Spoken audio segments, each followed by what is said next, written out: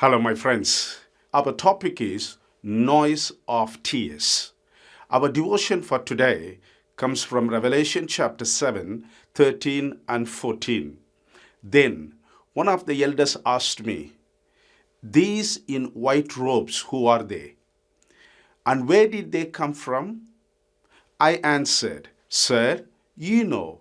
And he said, "These are they who have come out of the great tribulation. They have washed their robes and made them white in the blood of the Lamb." My brothers and sisters, is there any time you have opened your eyes to see the color of your tear that you shed almost every day due to your unbearable burdens and pain? Or is there any time you had opened your ears to listen to your tears speaking to you about your disappointments and deceptions? Or is there any time you controlled your vocal system when you cried so that nobody should see or hear you crying, as people will want to know the reason for your tears?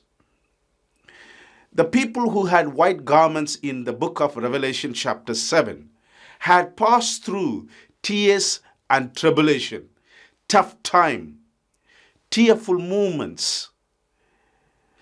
And elders are comforting and giving the reasons for their pain and problems to John. My friends, the question for today is, why are you crying nowadays? What is the reason for your tears? You are unable to sleep because the tears are rolling from your eyes. Bible gives you 3 reasons why you cry. Number 1, John 11:35.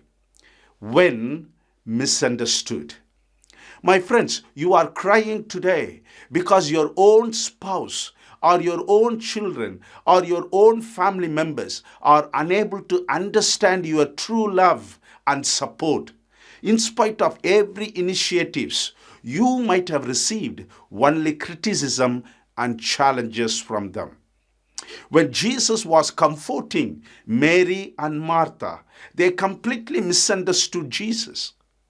My friends, don't be burdened too much when people refuse to understand you. You know your heart.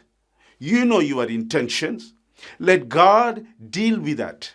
Let God be your judge and be your defender. The day will come, my friends. Everyone who is now against you will come to understand your genuine heart and thoughts. Number 2, 1 Samuel chapter 1 verse 10. Because of waiting. My friends, Hannah was waiting for blessings from God in tears and agony. She refused to eat because of the pain and burden. Even the priest Eli thought she was drunk. My friends, are you waiting for anything more than the time you could wait with pain and earnest prayer? Is your heart is burdened because you are waiting so long for your prayers to be answered to bring your spouse back to you, or bring your relationship back to you, or your good health back to you? Trust in Jesus. Your waiting is witnessed in heaven, and it will never, ever be wasted or overlooked. Number 3, John chapter 20, verse 13, at the time of loss. My friends, today you may be crying because the true love that you expected, the divine relationship that you were longing for, is now a distant.